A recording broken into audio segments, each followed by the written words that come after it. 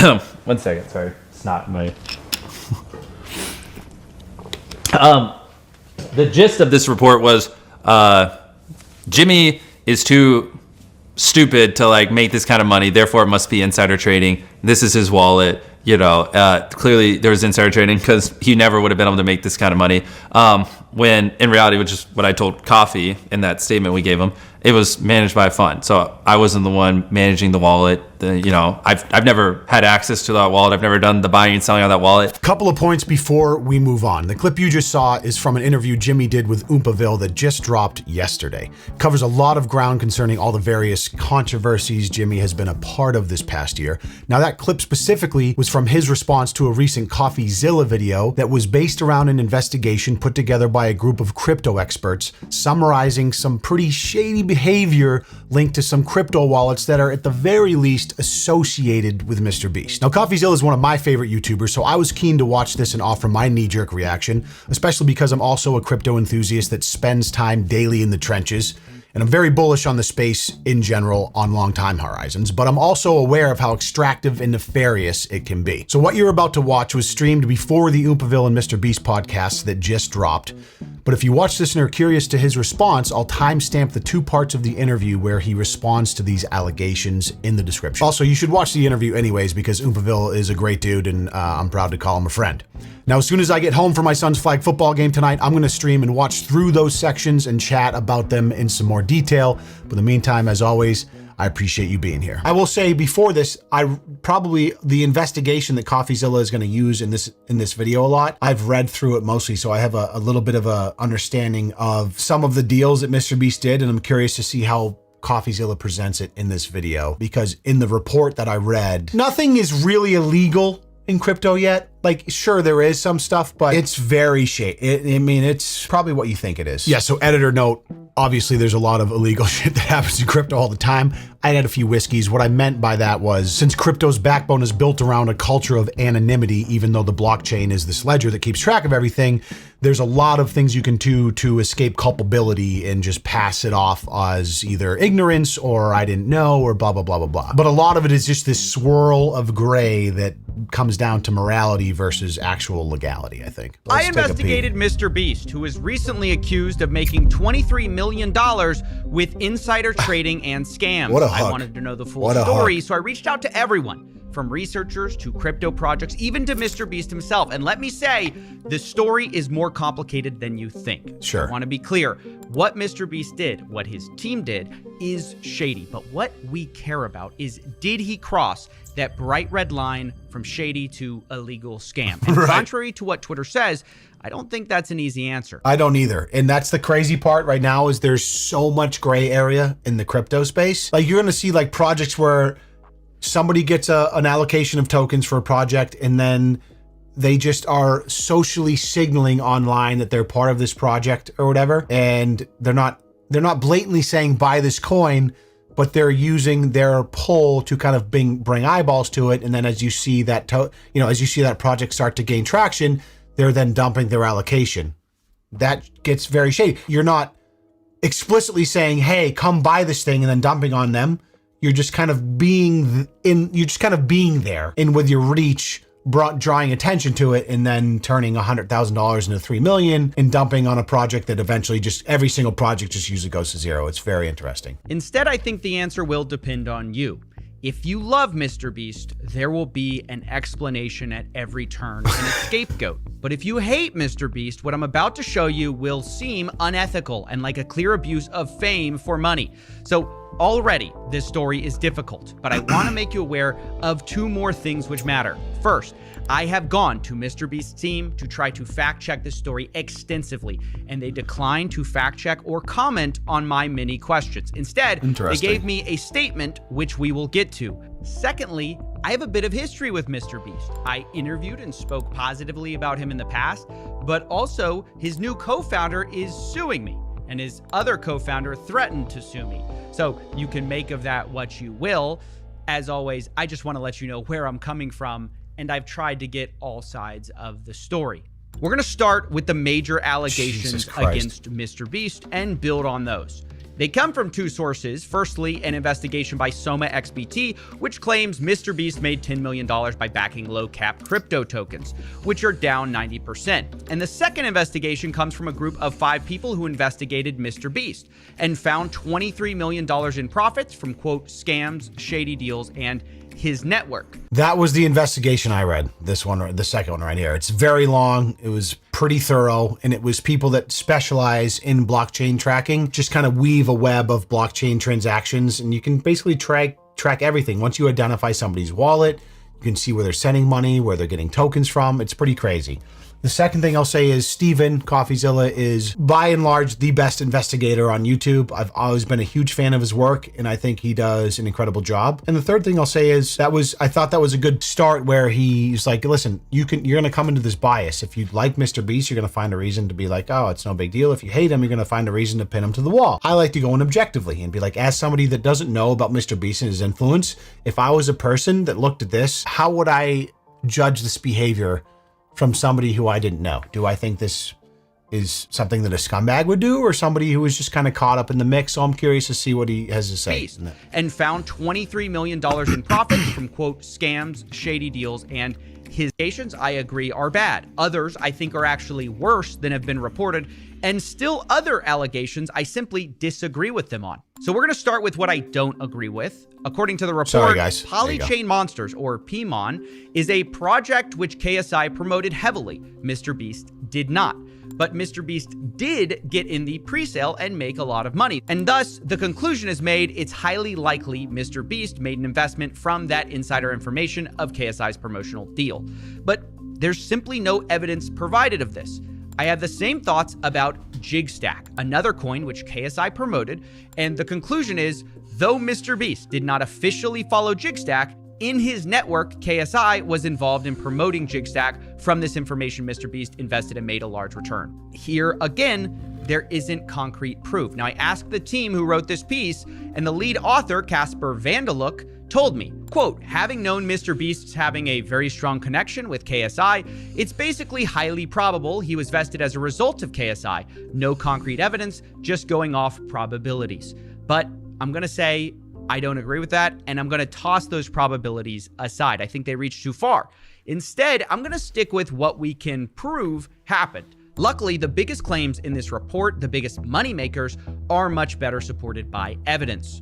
Starting with Super. This is the project MrBeast is alleged to have made the most amount of money on, over $10 million based on a pre-sale of $100,000. As for evidence, we have leaked screen. That is a 100x. $100,000 pre-sale, token gets pumped, and you somehow exit for $10 million. That is a 100x return, which is honestly in crypto, it's not crazy. And it's like the space is so PvP. It's not unusual to see that. And where it's at now with a lot of the meme coins and just new coins launching every day, it's like a bloody gulch of people in the trenches just fucking each other. But for someone that is established in the creator space, it's weird for me to do this. And like, so if you've been anywhere in the crypto space, you know that KSI, obviously one of the biggest YouTubers of all time, he was big into the crypto space in the last bull run in like 2020, 21.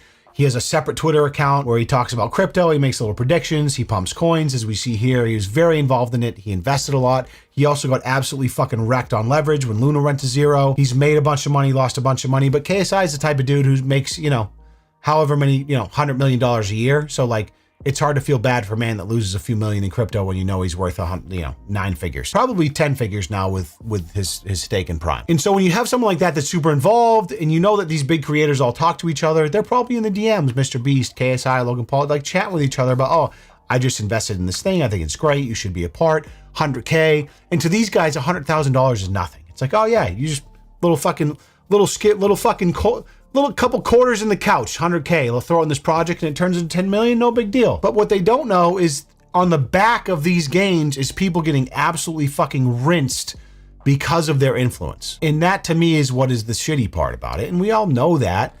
And it feels like people, you should have the presence of mind as a big creator to understand that and try to stay legit. Oh, here's some DMs. I'm curious to see what they say. Shots showing MrBeast telling Super's founder that he can do 100K. Then we have a wallet that both investigations trace to MrBeast, sending 100K to the presale wallet. And then we have the same wallet getting millions of these Super tokens in a period of unlocks, which were almost all sold aggressively. Now, why is this bad? Well, MrBeast is obviously hugely influential, and he publicly associated himself with the project twice. Once on March 3rd, 2021, he responded to a tweet with eyeball emojis, and then he interacted a second time on May 12th, 2021. This is much worse. The founder, Aity Chain, had tweeted, "There's a gym sitting there on the market at eye-watering prices set to explode during the DeFi Summer 2.0. MrBeast's response, super? But what he doesn't say is that he..." Just a quick note, as someone who's spent thousands of hours on crypto Twitter, Aity Chain is in the 2020 to 21 bull run considered he was like one of the bigger crypto influencers, but also well known as one of the biggest scammers of all time that was just pumping and dumping gaming coins. You know what I mean? So to see MrBeast kind of in bed with him in the seed rounds, not the best. Like and don't get me wrong, these guys have made millions of dollars. They make so much fucking money, but there's just no fucking integrity. There's zero integrity in anything they do. And they'll justify it by being like, oh yeah, I gave you this gem at 2 cents and it went to 100 cents. So they justify it by thinking they made people so much money. But the problem is with a lot of these fucking retail investors, they don't know when to sell. So they invest a lot of money, it goes up and then it goes to fucking zero. And most people lose. These guys are selling all the way up, making millions of dollars, and then they sit there in their multi-million-dollar mansions and justify it by being like, oh, I called this at 10 cents, and then it ran to $10, and then you look at the chart a year later, and it's at fucking zero, right? So it's very gray. It's very gray. During the DeFi Summer 2.0, MrBeast's response, super? But what he doesn't say is that he'd already purchased a huge stake in Super at this point, and on the day that he's tweeting, he was selling tokens, allegedly. Not only that, he had been selling tokens and continued to sell tokens. In the 72 hours after the May 12th tweet, MrBeast sold about $200,000 worth of these tokens. And remember the context. He's responding to the founder of the coin discussing a gym at eye-watering prices that's going to explode during the summer. And MrBeast's response is the coin he's selling. So publicly, it's signaling, hey, Super is this undervalued coin, and privately, MrBeast allegedly sold. Now, I ran these wallets by MrBeast, as well as the accusation, but I didn't get a reply. Instead, I got a heavily lawyered statement from a spokesman, who I'm going to warn you is about to complicate things. Quote, "These investments were made and managed in consultation with industry experts to ensure full compliance with all appropriate rules and regulations." Dude, this is such fucking lawyer speak. Like, this is the thing with MrBeast. You're at this level now. Like, there's no all authenticity has left the chat. All of your communications are now done through lawyers to say the most fucking chat GPT bullshit to protect you at all costs. I mean, we saw it with the Chris Tyson thing, the internal investigation thing. Like, there's no more like, hey guys, this is what I did. This is what it is. This is one of the reasons, this is so off topic, but this is one of the reasons why I love Dave Portnoy, because that man has been in more legal battles and been in more fucking controversies than anyone on the fucking planet. And he just pulls up his phone, he fires up a Twitter video, and he tells you what the fuck he's thinking. I have so much respect for that, so much more than I do for these fucking, oh, here's a filler statement from my lawyer because I don't know how to talk publicly. You know what I mean? Like, it just, I'm not trying to make a statement on Dave Portnoy's character or whatever the fuck. Something to be said about someone who can speak for themselves in a time of crisis. The wallet is not owned or managed by Jimmy, but rather a fund led by respected and sophisticated managers. The fund closely evaluated and scrutinized hundreds and hundreds of opportunities, which resulted in several investments. Some have been more successful, others less, and others still works in progress. The fund's investment strategies apply the same rigorous standards as many other experienced investors in the field. Now, I have a lot of questions, but the big thing is Jimmy denies doing any of the trading or managing the trading and blames it on a fund. So I asked some obvious follow-up questions. No shot. What is the name of this fund? No shot. Who are the industry experts? And what rules and regulations were followed that allowed you to tweet about a coin while your fund is selling? Yeah, I mean, I'm just 100% bullshit. For someone who loves crypto, that's Jimmy in his wallet fucking around. I mean, anyone who's likes new technology, like he's in there clicking buttons, you're fucking selling, you're buying, you're buying shit coins, meme coins, you're getting allocations. Like, there's no fund. I don't, in my personal opinion. That said, I don't think any of this is illegal, honestly. Like, you're allowed to do you're allowed to do seed rounds, you're allowed to invest in a company and they give you an allocation. These are all legal things. And then the way things work now, if you have an influence, you can try and bring eyeballs to that thing and then you can sell your equity in it. There's not anything nefarious going on here. It's just a lot left up to interpretation of whether you think it's morally righteous or not to do this. I didn't get a response. It's worth mentioning the spokesman is Matthew Hiltzik, a well-known crisis management consultant. Thankfully, online, there still are a number of clues we can follow to try to find the right person for this fits. What are you talking about? The reason most people link MrBeast to this wallet we've been tracking is mostly based on a tweet by MrBeast saying he bought a specific CryptoPunk, which belonged to an account which goes by Wu-Tang Clan. People assumed, understandably, that this was MrBeast's wallet. But what is lesser known is that another account has also tweeted about CryptoPunks and has the same ties back to Wu-Tang Clan. A guy named Jason Williams. He's followed by MrBeast on Twitter, and he's the author of a book on Bitcoin, so he's a crypto guy. And I found Jason tweeting about another CryptoPunk saying, "I hope you enjoy your new home, sold for 100 ETH. That sale he's talking about links back to the same address MrBeast does, Wu-Tang Clan. On YouTube, there's even more clues. Jason can be seen surfing wearing a Wu-Tang Clan shirt, and his brand name, Going Parabolic, happens to be owned by the same MrBeast wallet, goingparabolic.eth. So there's very good evidence that Jason Williams was also involved in this same wallet, which means that it might be true that MrBeast wasn't the guy buying or selling, which would be good for MrBeast and bad for these investigations. But just when I thought MrBeast might have no say in what this wallet did, I saw this podcast with Logan Paul, where Jimmy discusses CryptoPunks once again, and things get complicated.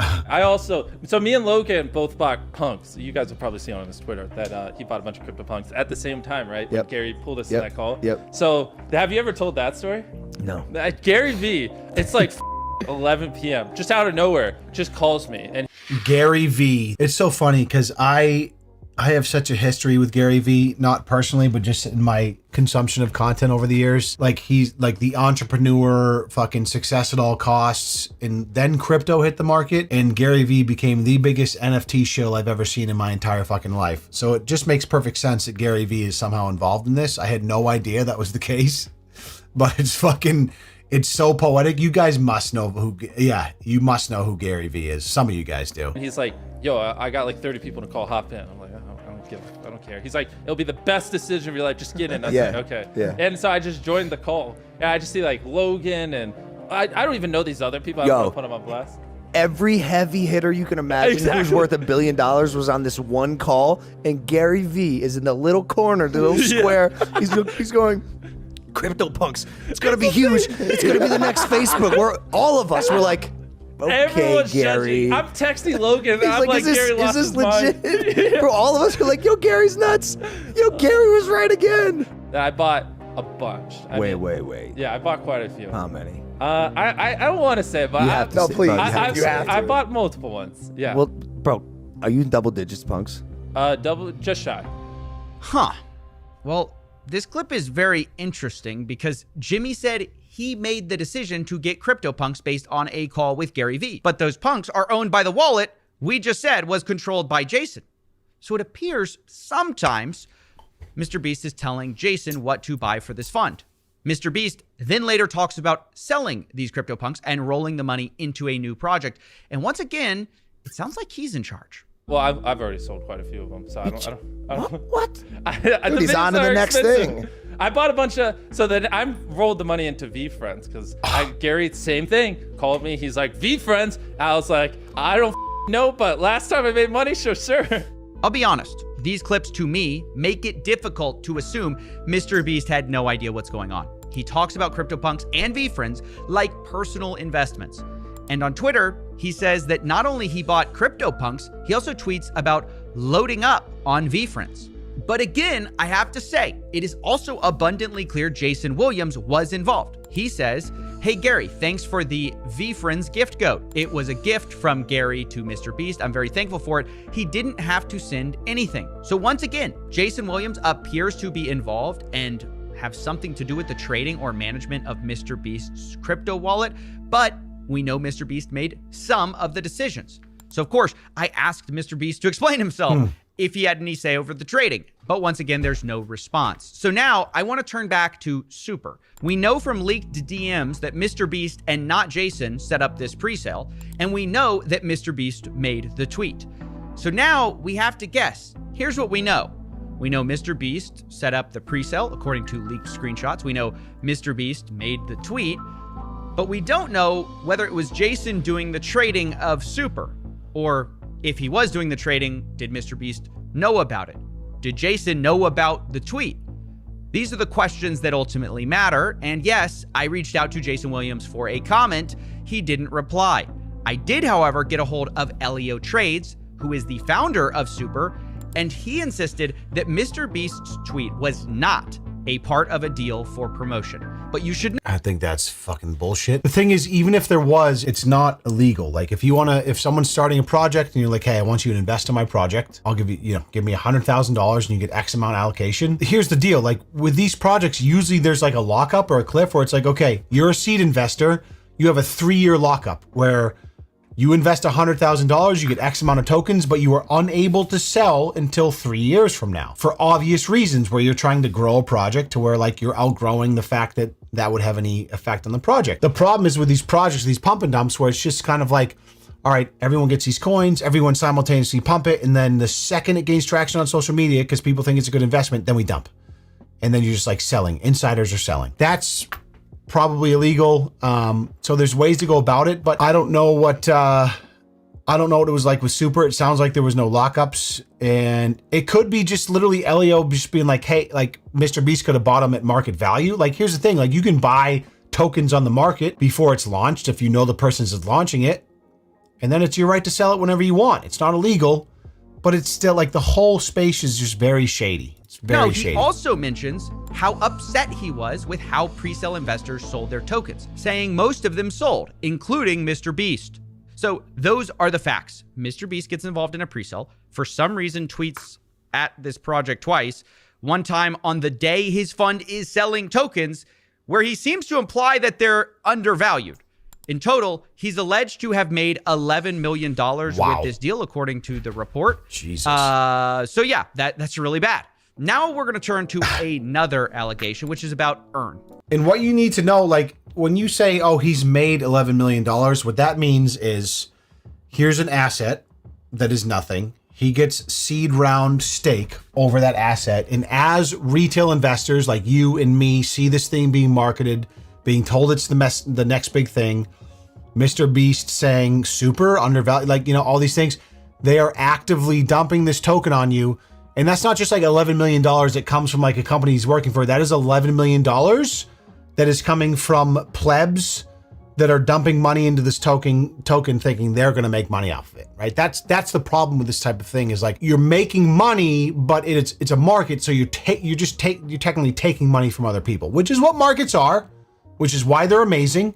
It's a fucking it's a PvP fucking battle of who can make the right investments and sell the tops and buy the bottoms. Like it's an incredible fucking thing, but it's when you have the influencer element to it and the influence element to it, where you have an audience of millions of people, it can get very slimy if you're just dumping on Johnny from fucking West Wyoming who has $300 in his bank account and he just put $200 into Super because MrBeast told him it's undervalued and you think he can like pay his mom's rent with it. And then he's just dumping on your fucking face. Like that sucks. That to me feels real shitty. Or Aity Chain. There are some facts which are the same. There are others that are different. For example, instead of MrBeast setting up the deal directly, the team at Earn claims they never spoke to MrBeast. Quote, we were speaking to his fund manager. And when I asked about these wallets selling allegedly over $4 million in tokens, they say, quote, MrBeast's fund was an early investor in our presale. He had the same unlock schedule as everyone else. Were we happy with the way he sold? Definitely not. but legally there was nothing we could have done. Correct. And then, just like with Super, there should have been. Anytime there's a pre-seed investment, there needs to be an unlock period. There needs to be a 2 to 3 to 4 year lockup where it's like, hey, you're investing in this project, but if you actually want the project to succeed, you have to sign a contract that says you don't sell these tokens for at least 3 to 4 years. That's standard. It's MrBeast's fault, but it's also the fault of the project that's not writing these contracts. And I know that for them, it's probably like, oh, if we can get MrBeast on board, like, who cares? Like, give him what he wants. Give him what he wants. It's MrBeast. He'll fucking promote it like it's going to go to the moon. No, that's not how it works. There needs to be some fucking trust and some efficacy. Like, they claim they didn't ask for a promotion of the project, but that MrBeast decided to comment once himself anyways. On March 9th, 2021, MrBeast responds to Aity Chain saying, "This one will be hype." It's worth noting, once again, about 24 hours before saying this fund wallet purchased over $100,000 of earn tokens in addition to the presale. Now, what is different about Super is that MrBeast's name was put publicly on the Aity Chain website. On their investors and partners page, you might be asking, well, which is it? Is he an investor or a partner? And the answer is both. He got into the presale, and the Earn team also claims that he partnered with them for an NFT drop. Supposedly, it was a charity drop and a normal NFT drop. Now, the charity drop specifically did happen in association with one of MrBeast's projects, Team C's, saying, quote, "All proceeds will go towards cleaning up the seas around the world." This was early November 2021.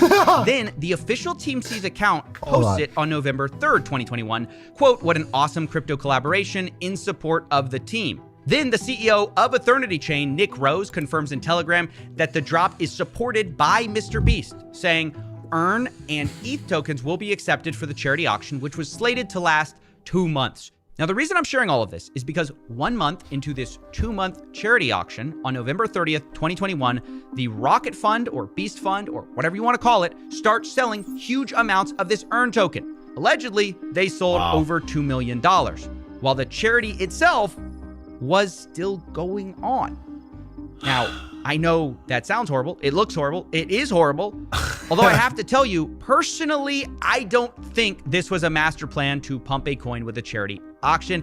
If it was the plan, it was a bad one because the NFT auction was ultimately a flop. But do I also think it doesn't matter because regardless of your intentions, selling tokens within a month of your 2-month charity auction is wrong, stupid, and unethical? Yes. Yes, I think that as well.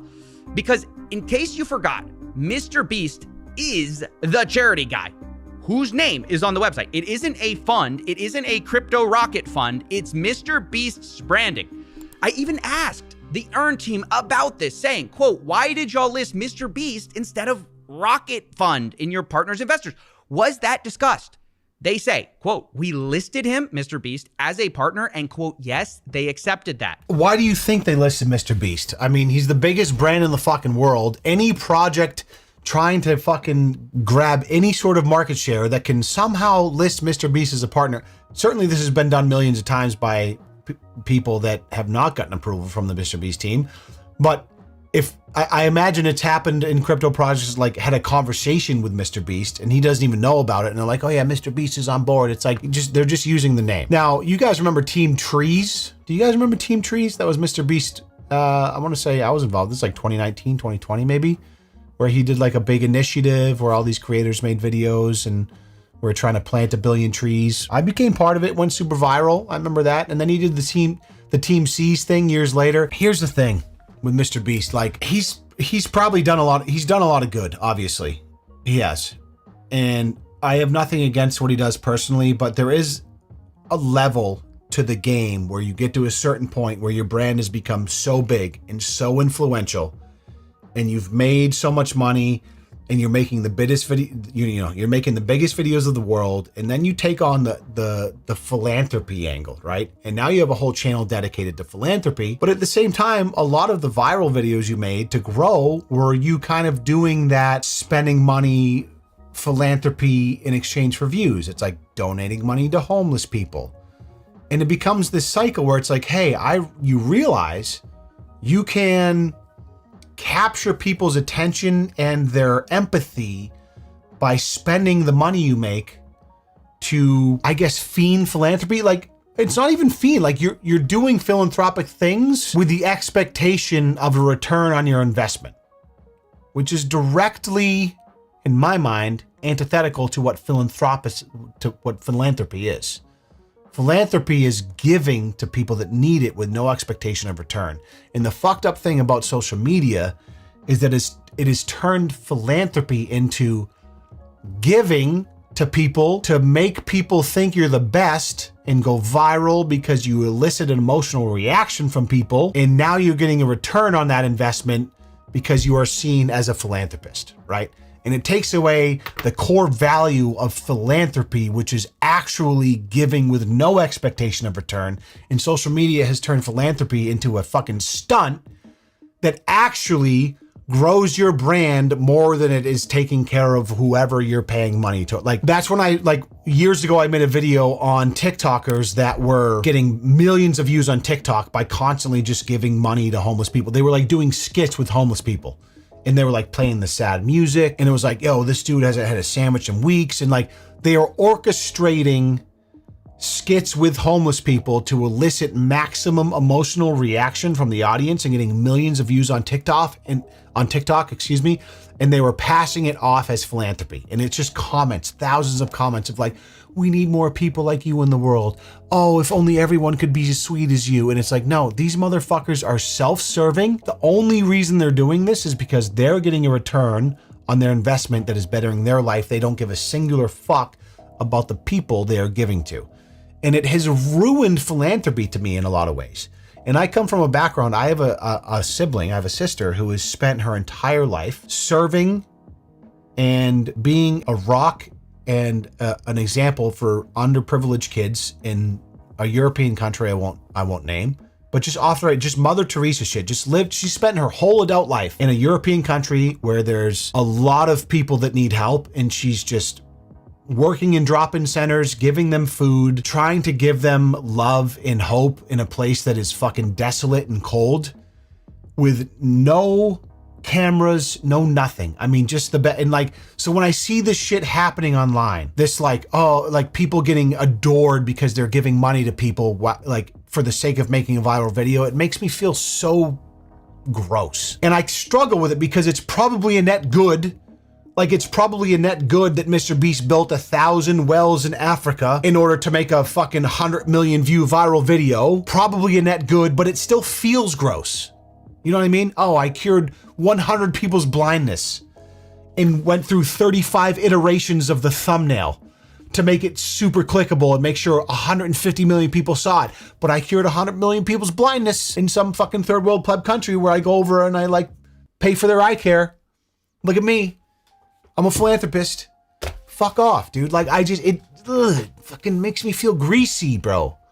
Net good, maybe. Probably better than him just buying fucking Bugattis and Rolexes, but it still feels weird. You know what I mean? Is that the boomer in me? Feels fucking gross a little bit. Probably not good, though, so don't listen to what I'm saying. I'm just telling you, I'm just being honest with you how I feel about it. I've always felt this way about it. So, according to the Earn team, MrBeast knew or should have known that his name was on the line for this investment and partnership. And yet, this fund, his fund, whatever you want to call it, sold tokens 1 month after starting a 2-month NFT auction for charity. To be fair again, though, it's hard to oversell how bad this NFT auction did. I have found only one NFT that appears to have sold here, but the bids were made in the Earn token, which the fund was selling, and the actual sale of the NFT didn't happen until after the fund sold in November 30th. The transfer happened in December 23rd. So of course, I went to MrBeast directly to answer this and see if there was some more context they could provide. There was no response other than the statement we've already read from MrBeast that he did not control the trading. Although again, that isn't a really satisfying answer because we've established MrBeast would sometimes direct what to buy and sell to this fund, like CryptoPunks. Personally, like I said, I don't think this was a pre-planned scheme. But regardless of intentions, if you're the charity guy, you support a charity, it flops while your fund makes millions of dollars in profits because it's selling the same Earn token people could bid on the charity with, that just is awful. and you should feel awful about it. Look, now I promise want to move on from that. I promise you nobody felt awful about that on the receiving side of the $2 million. No chance. To talking about our final token, Xcad. This is a token you may remember from our investigation into MrBeast's business partner, It's crazy. So I remember all of these things in real time, just for context, because like I said, I've been very involved in crypto Twitter. I've obviously have seen KSI's crypto arc, seen all of these things happen in real time. And I've seen the tokens pump and dump, and I've never invested in any of this shit because I know, if you spend a lot of time in the space, you get to smell. You understand the smell of something that is obviously, I don't know how to put it. You know what I'm trying to say, though. It's just, you get a sixth sense of what is bullshit and what is not. And I would never in a million years put money into shit like this. KSI. I would never trust KSI with investment advice over oh yeah, this new coin is going to fucking go to the moon. It's embarrassing if you invest in something like that. I sooner invest in meme coins that are organic, not being shilled. There's just, you get a feel for it. You get a tongue for what makes sense and what people actually like. And the problem is shit like this, you get these big influencers saying shit like this, and you get the people that are a little less invested in the space that don't know any better, and they throw their money into it and it pumps, and then it evaporates. And it's. But unlike KSI, MrBeast was not promoting it a lot on Twitter. In fact, the only reason we know MrBeast was in the presale is that there were several articles about it bragging about that fact. Once again, MrBeast's name was used to promote this instead of the fund itself. And internally to investors, I have to say, this built up a lot of excitement, not just because MrBeast is a huge name, but because Xcad had what's called creator tokens. So the idea to some investors is that, well, if they're investing MrBeast and KSI, what if they were ever to launch creator tokens? That would be massive. And I bring this up because some people might ask, what do these affiliations, how do they impact people buying these projects? And the answer from what I've seen is they actually do impact it quite a lot because people are anticipating further involvement. And also the idea is they must not be investing unless they're long-term holders. You can see this in the Telegram chat. It became so common that in the Xcad community, one of the admins says, "Here we go again," another community member asking if there's any possibility of a MrBeast KSI token. And meanwhile, by the way, as that's happening, as the investors are hoping for these creator tokens and that they're imminent, behind the scenes, something entirely different had been happening. Like with Super and Earn, MrBeast's fund sold a lot of their Xcad early in 2021 rather than holding their tokens. And this was surprising to even the founder of Xcad himself, Oliver Bell, who said they told him they were going to do the opposite. He tells me, quote, "Hey, so MrBeast reached out to me during our pre-sale raise. A group was set up with his team and we had a call with his team and they said they liked the concept. There was no strings attached to the investment. They did, however, want a lot bigger ticket than what I offered them, which I'm glad I did not fulfill. We discussed not just flipping this token, as this can damage projects if people have decent sized tickets. It was my understanding we were aligned on this." My understanding they were aligned on this. Oh, you're just going to do a handshake agreement? They're not going to dump your fucking dog shit token the second it goes parabolic? That's why you have investor cliffs. That's why you have lockups. You don't just say, oh, give us a seed investment for $200K. Please don't sell our token if we start doing well. No, dude. It's all value extraction. The whole space is fucking dog shit. And here's the deal. I love people. I follow a lot of people on crypto Twitter that are 100% authentic, that they are there to extract as much value as possible.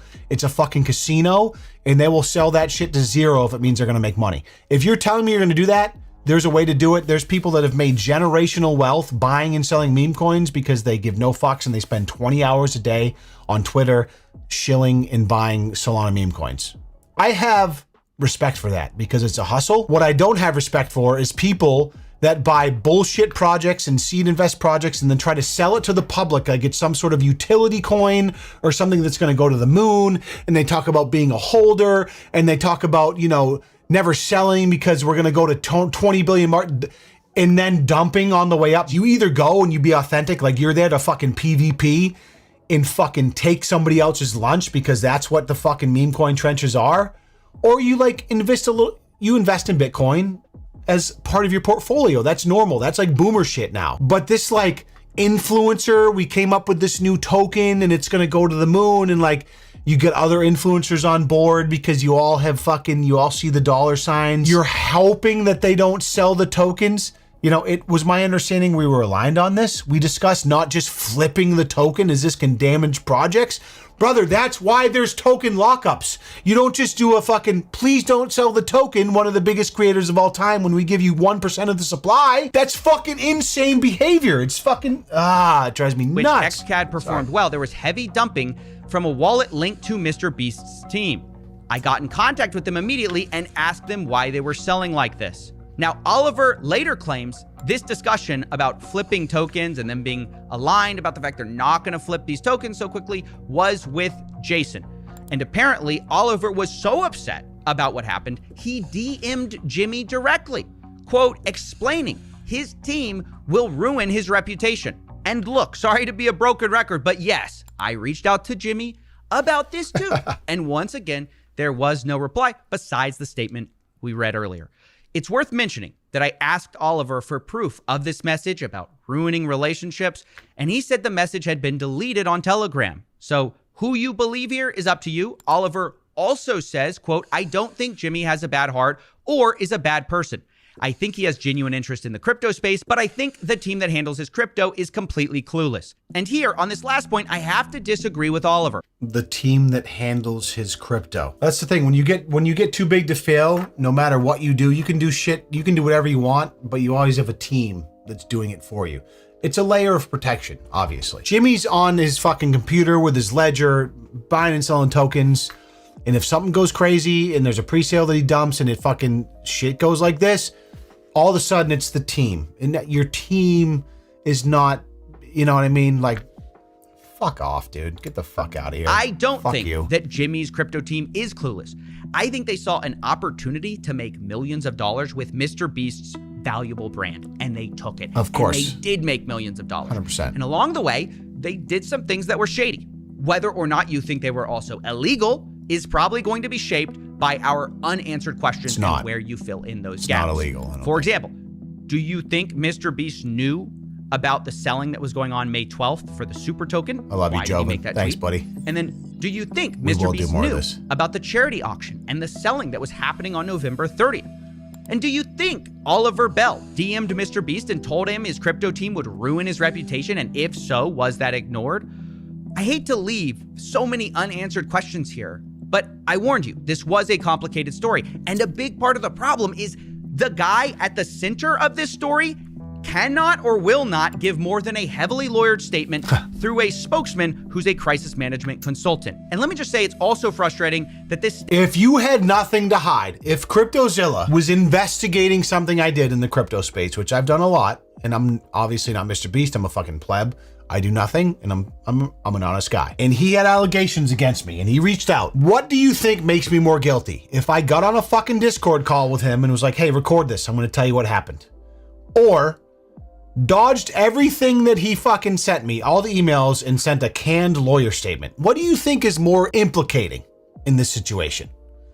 Is it because Jimmy's too retarded to actually speak for himself? Or his team, his company's too big, he's not allowed to speak for himself?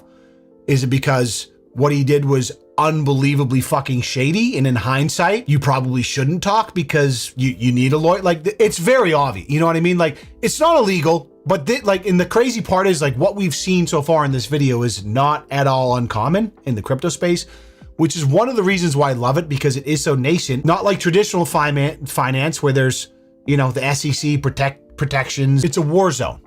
And if you're good and you spend time and you know what you're doing, you can make a lot of money. You can make a lot of money honestly.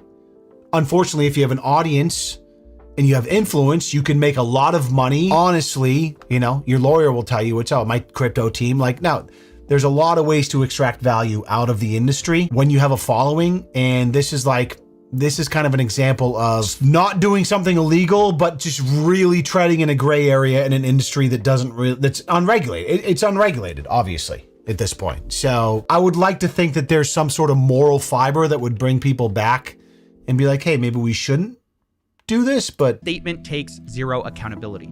Despite the fact MrBeast's team knew every major allegation that we're laying out here today, there is no mention of selling while MrBeast was tweeting about Super Token. There's no mention of them selling tokens a month after they partnered with a 2-month charity auction. And because of that, this statement feels very hollow. I think to MrBeast and probably to his fund, maybe this is just business, you know? They set out to make a lot of money. Yes. And they made a lot of money. What's the problem, right? This is America. They might think this is the biggest MrBeast nothing burger since MrBeast Burger. But look, honestly, I'd agree with them if they had done this crypto stuff without using MrBeast's name. Yes. But they want to have their cake and eat it too. This fund trades on MrBeast's name, as we've seen. They get in pre-sales based on his name. He tweets from his public account, and they're putting his name publicly on projects' websites instead of a fund. But when things go south, suddenly, oh, MrBeast, what? No liability, just because he's not sitting there physically pressing the buttons.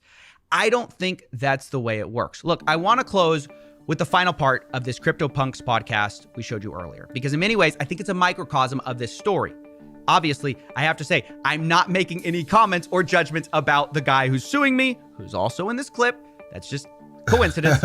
I am only... So for those of you that don't know, Logan Paul is suing Steven for his CryptoZoo investigation. I just want to go on record in saying that everything that Steven has said in this video, CoffeeZilla, has resonated so perfectly with me. Like he's so good at researching it, putting it together in a way. All of his thoughts perfectly mirror my own thoughts, which is why I love this man so much. And I wanted to wait to watch this video with you guys because he fucking nails it and he does the work and I want to give him credit. I know we're watching his work right now.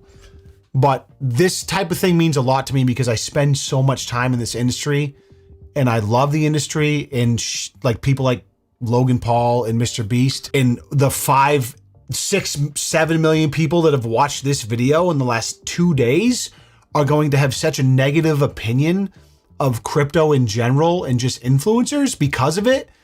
It upsets, it doesn't upset me. It's annoying. It's like, man, there's a lot of good shit happening in this space and I love it, but people like this fuck it up. And the fact that Logan Paul is suing him is crazy.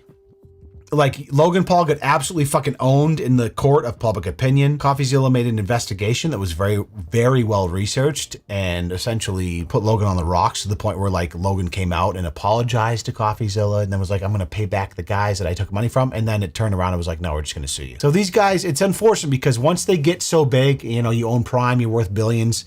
It just becomes, it's not about being human anymore. It's about just hiding behind lawyers. Everything's just hiding behind litigation and lawsuits and lawyers that take, you know, multi-6-figure salaries every year just to fucking defend. It's fucking gross. I hate it all. Talking about MrBeast's reaction. Because as MrBeast is talking about Gary V's great CryptoPunks call, there's a moment when the co-host says, hey, maybe instead of Gary V being a genius, maybe it's just the call itself that makes the market. And MrBeast kind of defends it. He says, no, that was in February. You know, CryptoPunks didn't pop until the summer. And, you know, I never talked about CryptoPunks until this very moment. Can I ask you guys a question? When Gary does that call with all these billionaires and 8 months or a year later, everybody's like, Gary was right again. Yeah. Is it possible that he's right because of the call? Do you know what I'm saying? I think about that a lot. Dude, he has all of these I think about billionaire that a market lot. makers in the thing. I think about He that a makes lot. the call, makes the market. By the way, you look around at all the punk owners a year later and you're like, damn, it's all the same motherfuckers that were on the call. No, because bro, there's 10,000. Leave it to Mike to have a little tidbit of wisdom there, you know? Almost like they manifested it. Punks, and there's only like 30 of us in the call. We can only own and do so much. There's still an entire market that's gonna happen regardless. I can tell you, I don't think what, because that was all back like early February. Like things didn't pop off till later, and every like NFT project was popping off, not just Punks. I mean, make no mistake. Like having such influential people involved with projects, it can't hurt the ability for the project to but like, work. You know what I'm saying? 95% of those people didn't even mention it. You know what I mean? Like, I've never talked about it publicly. Yeah, but that last part isn't quite true. The reason we're all here is MrBeast tweeted about CryptoPunks the same day he bought them back in February of 2021. That's how we found his wallet, even though we now know someone else was involved too. And I would apply the same level of scrutiny to many of the investments we've talked about. Was it the genius of Jason Williams, MrBeast, or this fund that made them tens of millions of dollars? Maybe. Or was it the fact that the name they brought to the table was MrBeast, one of the most influential and valuable brands in the world. And that's what got them the great deals. That's what got them a bunch of eyeballs. That's what made it so valuable to have his name on these websites. And maybe that's what made the market. Ultimately, I think it's for you to decide. Yeah, I feel like it's only right for me to watch this video. I mean, listen, as a consumer of content, I would watch this by myself and have the same thoughts in my head. It just feels better to watch it with you guys. When I see someone making content like CoffeeZilla, the amount of effort that goes into it, it's a no-brainer. I'm gonna send you some dough, bro. So that's that. I'm looking forward to watching through the response with some of you guys later on. See you soon.